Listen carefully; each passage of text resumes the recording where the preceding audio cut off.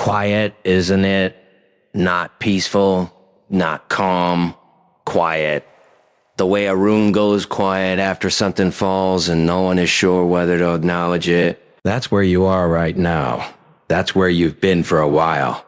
And the interesting thing, the thing nobody talks about, because it's easier not to, is that the quiet didn't start on some random Tuesday.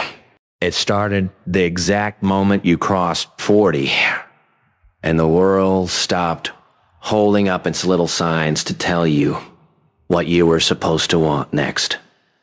You've been rebuilding. You just haven't had the vocabulary for it yet. You've been doing it at 3 a.m. when sleep won't cooperate. You've been doing it on commutes, in parking lots,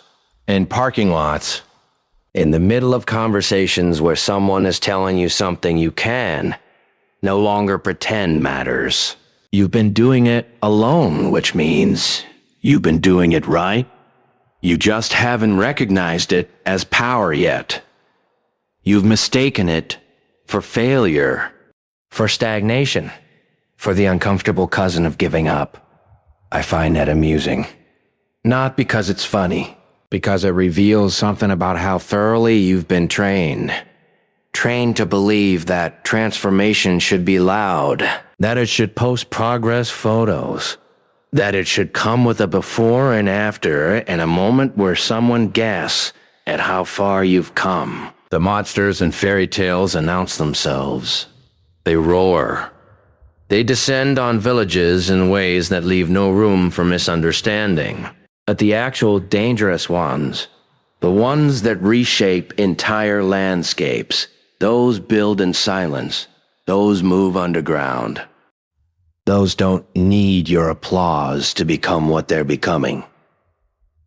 You've been underground, and the question isn't whether you'll surface. The question is what you'll look like when you do. Let me describe something to you. Tell me if it sounds familiar. You are somewhere between 40 and whatever number you've decided to quietly dread. And there is a gap. A precise clinical gap between who you were told you'd be by now and who you actually are when the room is empty and performance is off the table. You filled that gap with explanations. Good ones, actually.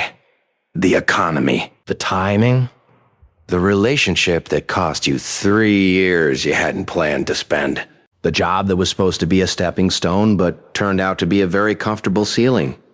You're not wrong about any of those things. What makes it interesting is that you use them as answers when they were always only part of the story. Here's the part you don't say out loud. You stopped. Not completely. Not dramatically. You didn't wake up one morning and announce a surrender. You just gradually, incrementally, across thousands of small decisions, stopped reaching for the version of yourself that made you uncomfortable. The ambitious version, the one that wanted things that seemed embarrassing to admit, you replace that version with something more reasonable. Something that wouldn't expose you to the specific agony of trying and still not arriving. You called it maturity. It was closer to anesthesia. And I want to be precise here, because this matters. And I want to be precise here because this matters. There's a difference between the exhaustion of someone who has genuinely run hard and needs to rest, and the numbness of someone who stopped running because the distance started to feel humiliating. You've been telling yourself you're resting, but you know when the room is empty which one this actually is. The internal monologue sounds something like this. You narrate it in the second person because it's easier that way. Easier to observe it than to claim it. You think it's too late. Not dramatically too late, not in a way that invites sympathy, just practically too late. The math doesn't work. anymore. Starting over at this point means competing with people 15 years younger who have 15 years more hunger than you, and none of the accumulated weight of everything you've already survived. You think the people who reinvented themselves successfully are the exception, not the rule. You think I'm not special enough for the exception. You think the time I would have needed to become what I wanted, I spent becoming what was needed. And now the window is, you pause here because you're not a dramatic person. Smaller. The window is smaller. That voice is meticulous. I'll give it that. It accounts for everything except one thing. It never accounts for what the silence actually built while you were busy deciding it was building nothing. It never accounts for the fact that someone who has absorbed 40 plus years of friction, failure, recalibration, and continued functioning has a particular kind of structural integrity that no 28-year-old with hunger and momentum and the beautiful idiocy of inexperience can replicate. You've been forged. You've just been calling it damage. I know someone new, actually. Very disciplined man. Very attached to his system, his very rigid, extremely consistent system. He was so committed to the structure he'd built around himself that he confused the structure with the person inside it.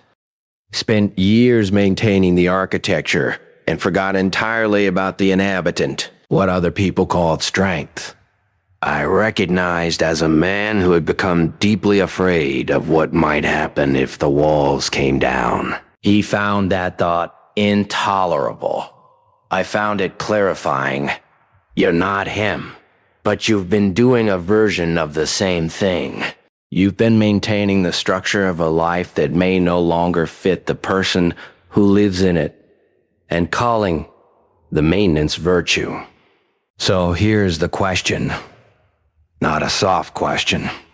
Not a therapy. Tick inquiry designed to help you feel safe exploring things. A real one. What are you actually protecting yourself from by deciding it's too late? Starting over. That's the phrase, isn't it? That's the one that makes the whole idea feel like a punishment. Starting over implies you lost something. Starting over implies you lost something. It implies the previous chapters were erased, the investments wasted, the miles walked in the wrong direction, counted against you in some ledger that someone, somewhere, is keeping. Starting over is the vocabulary of failure, and failure, as it has been sold to you, is something to avoid by never attempting anything where failure is possible. Here's what I want you to notice about that phrase. It requires you to believe that where you currently are has no value, that the accumulated mass of your experience, your scars, your refined understanding of what does not work and why, that all of that is a liability rather than the most expensive education on the market. You are not starting over. You are starting forward. You are starting forward from here with everything you actually have, which is considerably more than the 25-year-old who has the energy and none of the map. Maps matter more than people acknowledge. The ones drawn in blood and bad decisions are the most accurate. The word over is doing enormous damage. Replace it. You're not starting over. You are applying a different pressure to existing material. The belief that reinvention requires youth didn't come from evidence.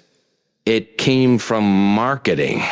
From a culture that confuses novelty with vitality and has very profitable reasons to make you believe that relevance has an expiration date, that your body is depreciating, that your ideas are calcifying, that the window for becoming something remarkable has the same shelf life as professional athleticism.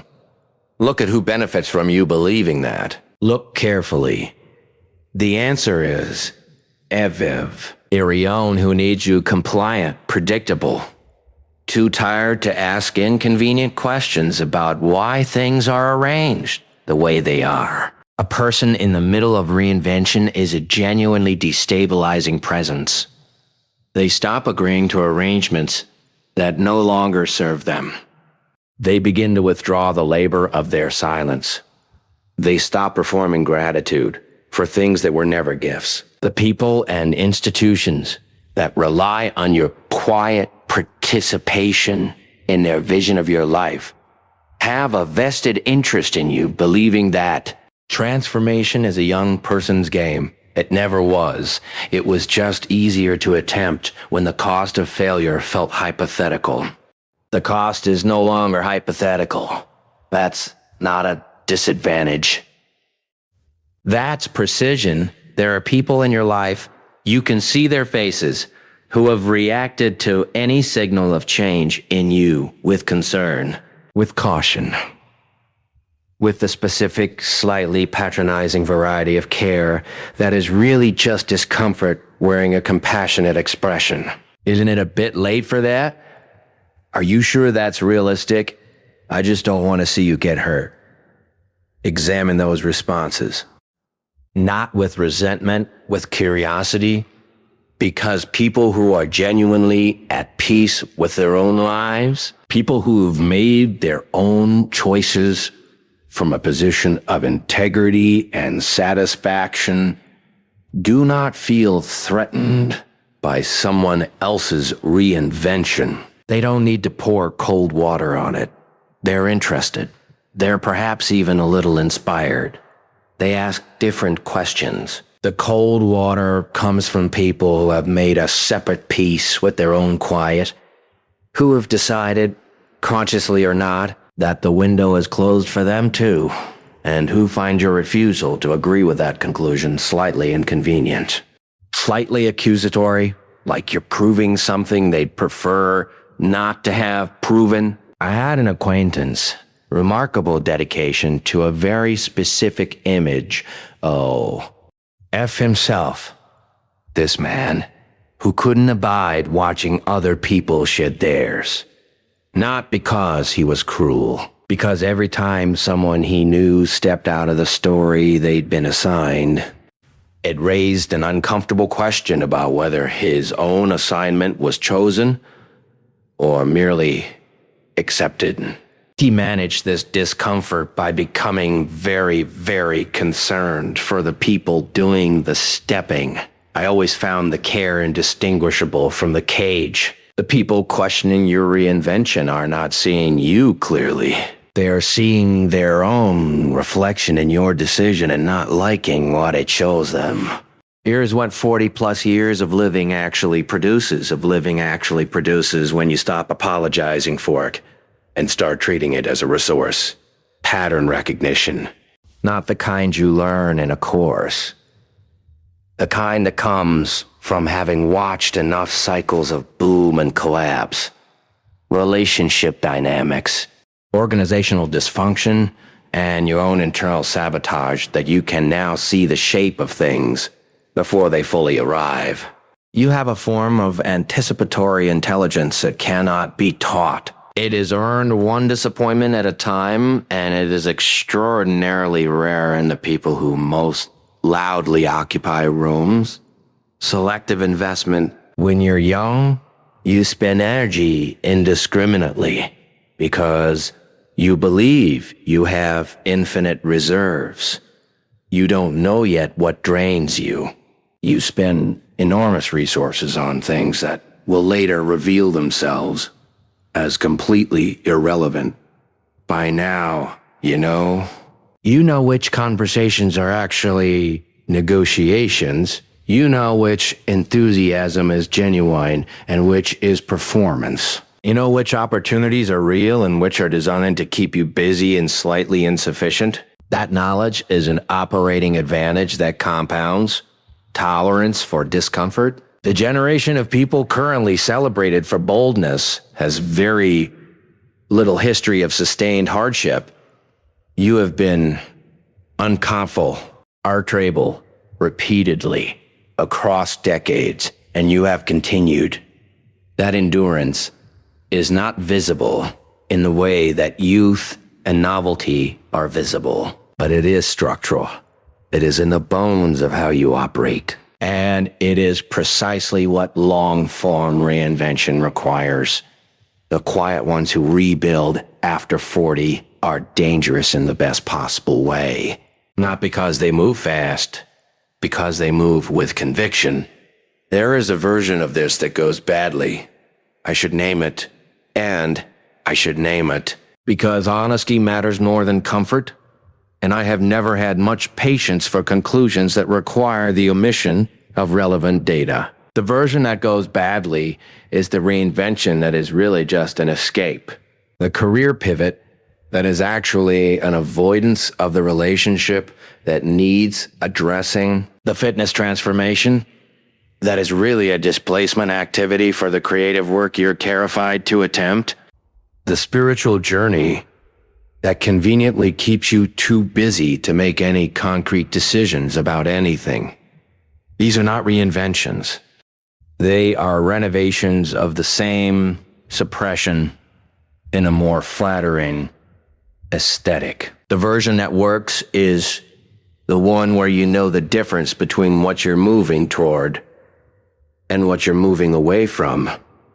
And you can say, without flinching, which one this actually is. The version that works involves the same silence, but a different quality of silence. Not the silence of someone hiding. The silence of someone building. Of someone who has decided that the noise was costing too much, and that the work requires the kind of focus that the noise always delayed. A knife in panic slices anything. A knife held with intent finds exactly what it's looking for. You've been in panic long enough. The question is whether you're ready to hold still. 4 shifts, not steps. Steps imply a staircase, a destination, a polite progression. These are posture shifts, changes in how you stand. Inside your own experience, they don't take long to understand. They take everything to actually do. The words you use internally are not neutral. They are architectural. They determine the shape of the space you're allowed to occupy in your own mind. And certain words have been doing slow, consistent damage for longer than you've been tracking. Too late becomes operating with precision I didn't have before. Starting over becomes applying pressure to existing material from a new angle. Wasted years becomes the cost of the education I actually received. I should have done this sooner becomes I am doing this now, which is the only moment that has ever been available to me. This is not positive thinking. Positive thinking requires you to ignore reality. This is accurate thinking. It requires you to expand the frame until reality is fully represented, including the parts of your history that are genuinely useful rather than just painful. The language shift is not about feeling better. It's about removing the words that were always just obstacles, wearing the costume of honesty. Some rooms were designed by people who had a specific version of you in mind. And that specific version was not particularly powerful, not particularly autonomous, not particularly invested in becoming something outside the parameters they'd envisioned. Those rooms may be professional. They may be relational. They may be the recurring Tuesday dinner where you leave slightly smaller than you arrived and tell yourself that's just how family works. You need to know which rooms those are, not to abandon them dramatically. Drama is expensive and usually counterproductive, but to know clearly and without self-deception that those environments were built to a specification that excludes who you're becoming, and that the rebuild will require spending more time in rooms, literal or metaphorical, where who you're becoming is not only possible, but expected. This is not about cutting people off. It is about understanding that you cannot do significant internal reconstruction while spending the majority of your time in the company of people for whom your transformation is a problem. Environments are not neutral. They are always either composting what you're trying to build or feeding. They are always either composting what you're trying to build. Choose accordingly, without announcement, without apology. The next time someone questions your reinvention, the next time you get the concern, the caution, the carefully calibrated doubt, dressed up as care, you will need 2 internal sentences. Not to say out loud, to say to yourself before you respond. The first, this is about them.